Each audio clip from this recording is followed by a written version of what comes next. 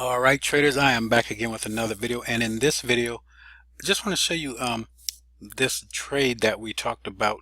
So we have our Sunday session every Sunday where we talk about, a lot of times we're talking about Forex on Sundays, but we talked about a little bit about some cryptos on Sunday, and the BTC USD was one of them.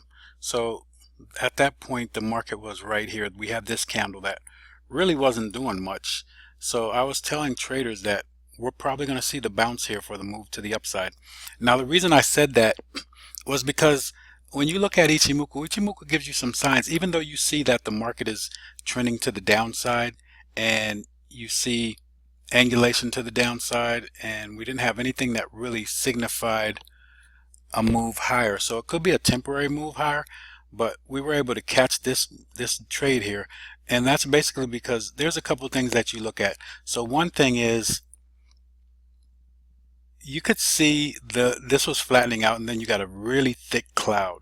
When this cloud starts getting thick, that's volatility, and at the bottom usually you'll start to see the market, you'll start to see span A roll over, and then what you're going to start to see is span A roll over, and I'm going to show you pretty much.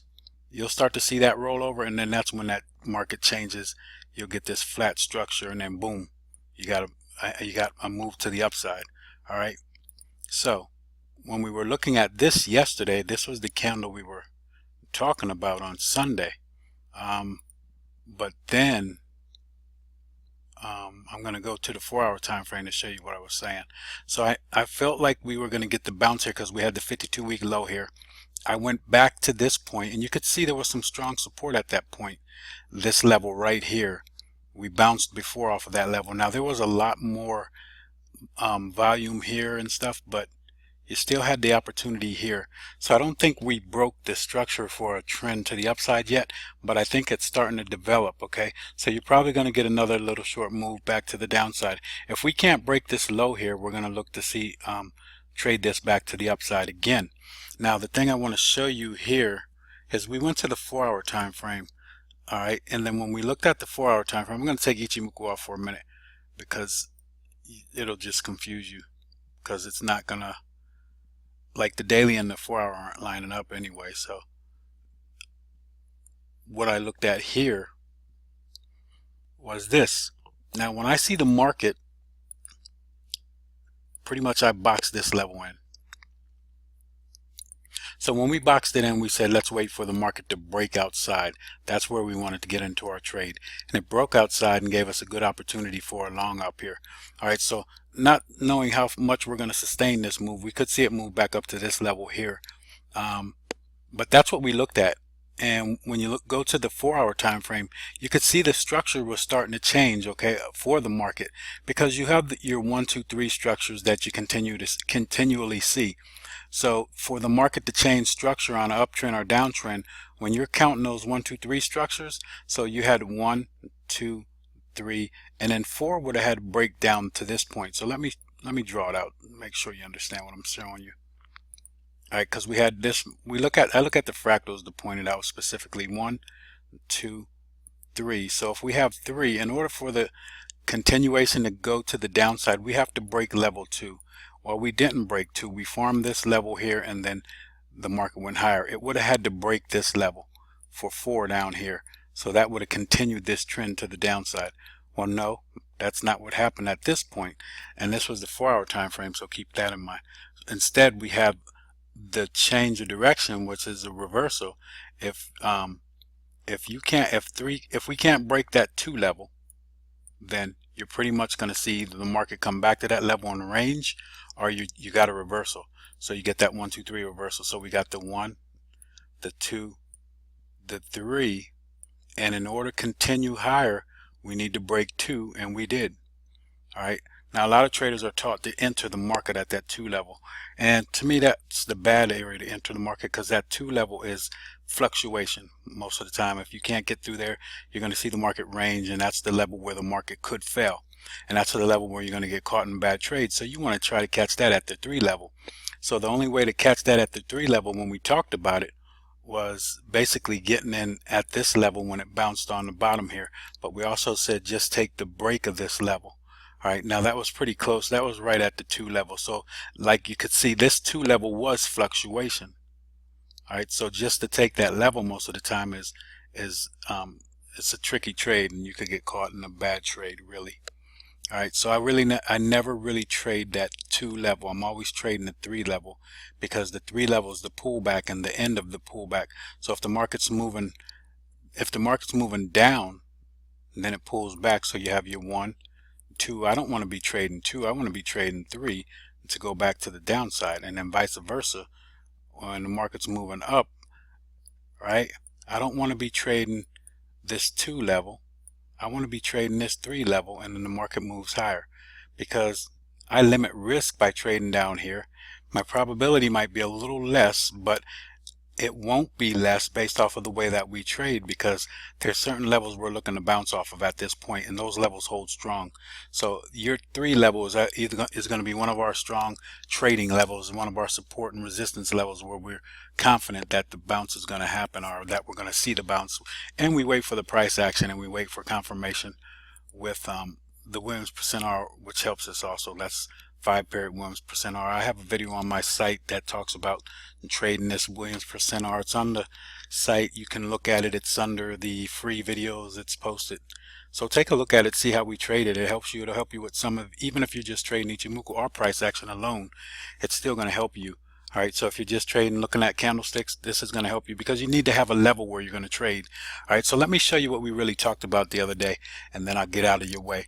All right, so I'm going to show you the previous video, what we talked about, how we talked about getting into the trade. So keep in mind, every week we have this session. So some weeks we'll just have a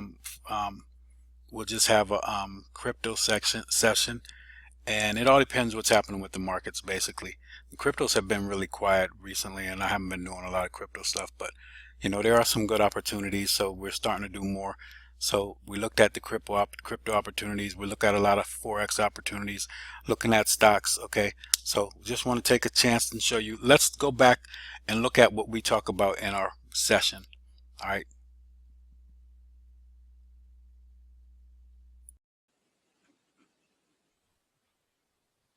Hey, Philip, thank you very much. Happy holidays to you and your family also. So I'm done here. I'm going to go look at 2 crypto pairs, and then I'm out. So someone asked me to look at 2 crypto pairs. Let's see what they are.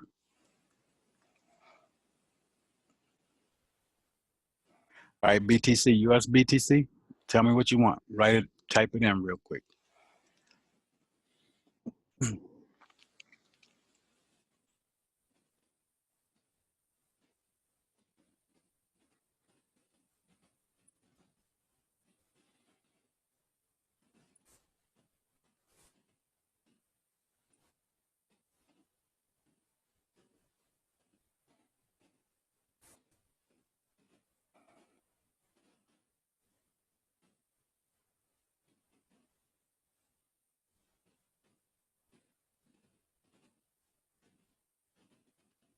Finding support at this level that's previous been proved at 320, 3201, which is the 52-week low that we came off of over here a year ago.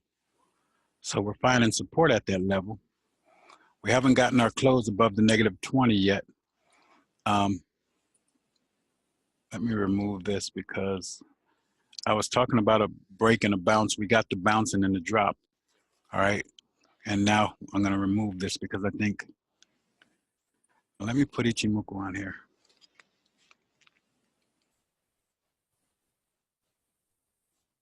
I think we're going to see a long opportunity, but this isn't signifying it a lot. So it may be, I don't know if we're going to get the full blown move to the upside, or just a good little move here, but we got a thick cloud. It's not really rolling over yet. Your crossovers are pretty strong to the downside. You flattened out on Tinkinson, but you flattened out on the market too. So my thing is, wait to see if you didn't get a close above this negative 80 yet. So we haven't signified the move to the upside yet. So what we just did was break a fractal. And a lot of times the market breaks a fractal and comes back to it really quickly. That's really quick right there. And I'm gonna try to catch this move to the upside. I don't know how good of a move this is going to be, because I think you're going to come off of this support level. Let me see something here.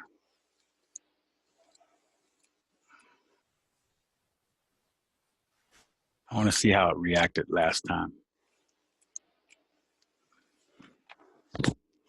We had more strength back then, though, so it's going to be a little bit different.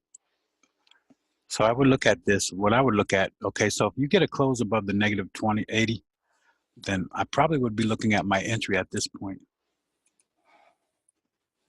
or long right there. Now, I don't know how far you're going to get with this opportunity. All right. I don't like that we broke these fractals, and there's no real sign of turnaround yet. Span A is still aiming to the downside, flattened out. So you might get a correction, which isn't going to give you a lot of profit here, but I think you could still get some profit. Now, we may get a better opportunity. We need to see this close above this negative 80 yet. So we don't have that yet. So a little bit of patience might help you here. Let's go to 4-hour time frame, see if we could nail this down a little better. Yes, we can. So yes, we can nail this down a little bit better. So the best thing that I see for this, right? So it looks like the structure is developing on the 4-hour to see a little reversal. All right, so to see the market change, but you have to see, because you still have this 1, 2, 3. You still have this 1, 2, 3, and then to the downside. You're going to need to see a fractal develop here. So you have the 1, 2, 3, and then move higher, which would then mean I'm going to trade. If the market stays in this box right here, I'm going to trade outside the box. And that's what the market's doing. So if the market drops a little lower right here, I would watch to see if it's going to bounce on this level. All right, because we're going to bounce on this box level and go back to the upside, which we, even if we stayed inside this level and you catch it right here for a trade to the upside, then the thing is, what if it breaks? That's when the move is that it breaks. You're catching it at the very best level. So on the 4-hour, it's not signifying that we should be trading it to the upside yet. All right, so we need to wait.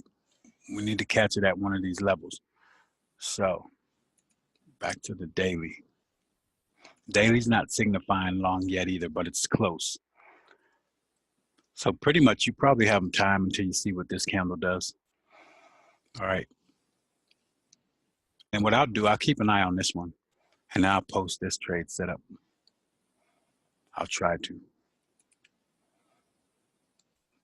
Last one, what did you want? You said the BTC and another one. What was it?